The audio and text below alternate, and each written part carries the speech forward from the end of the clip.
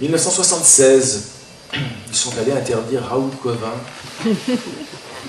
la série Samy, dessinée par Berck, parue dans Spirou, éditée chez Dupuis. Et donc c'est une série qui se déroule durant la Prohibition à Chicago dans les années 30.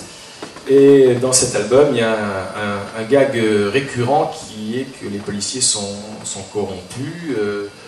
Dès la première page, il y a ce gag, un passant demande son chemin à un policier et celui-ci ne veut pas lui répondre. Et pour 5 $, alors il accepte de lui donner une partie de l'indication et il faudrait 5 $ de plus pour qu'il lui indique vraiment la rue. Donc c'est à cause de ce gag répété dans l'album que M. Martial, représentant du personnel de l'enseignement public, demande l'interdiction, présente aux jeunes la police sous un jour très dévalorisant. Je rappelle que la France est le pays où l'ancien ministre de l'Intérieur, Claude Guéant, en début de semaine, il y a un appel à 1 an de prison ferme pour cette mine de l'argent dans la poche, et ça dit plus que 5 $. Les lecteurs de Samy n'ont pas été surpris. Puis la France, c'est le pays aussi où il y avait Charles Pasqua, ministre de l'Intérieur, qui n'arrivait même plus à sortir de l'enceinte des tribunaux à la fin de sa vie, tellement il s'était mis 5 $ dans les poches, ça bloquait, il y avait trop de dollars.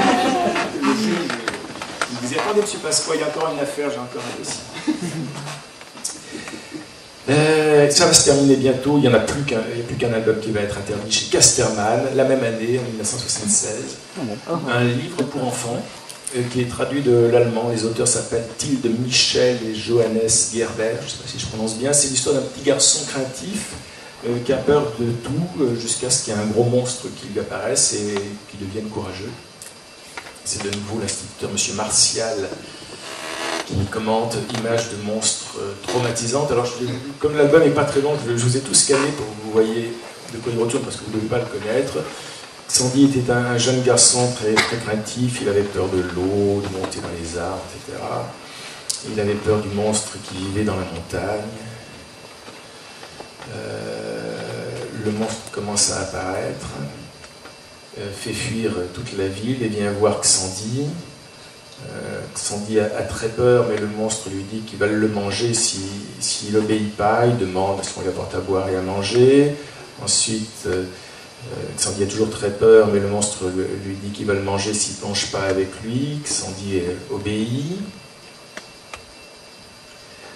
Et là, Xandy se rebelle un petit peu, il commence à avoir moins peur et il dit que tu as assez commandé, monstre, c'est à mon tour, on va grimper aux arbres. Il grimpe le premier, le monstre grimpe, tombe et est ridicule, honteux, muet, vaincu, il s'en retourna vers la montagne. Et c'est la fin de l'histoire, les villageois peuvent revenir dans la rue. Et ils étaient 37 à la commission ce jour-là autour d'une table. Et il n'y en a pas un pour dire qu'il faudrait arrêter de jouer au con, qui demande l'interdiction de ça. Donc Casterman se plaint et à la réunion suivante, on réexamine le bouquin. Et alors là, il y a carrément le président de la commission qui fait observer que l'enfant a parfois besoin, sur le plan émotionnel, de l'épreuve que constitue un minimum de frayeur. Comme le monstre s'était ridiculisé, la commission s'est ridiculisée là, et ça a été la dernière interdiction, non seulement des publications belges, mais également de toutes les publications étrangères. Il n'y en aura plus après 1976.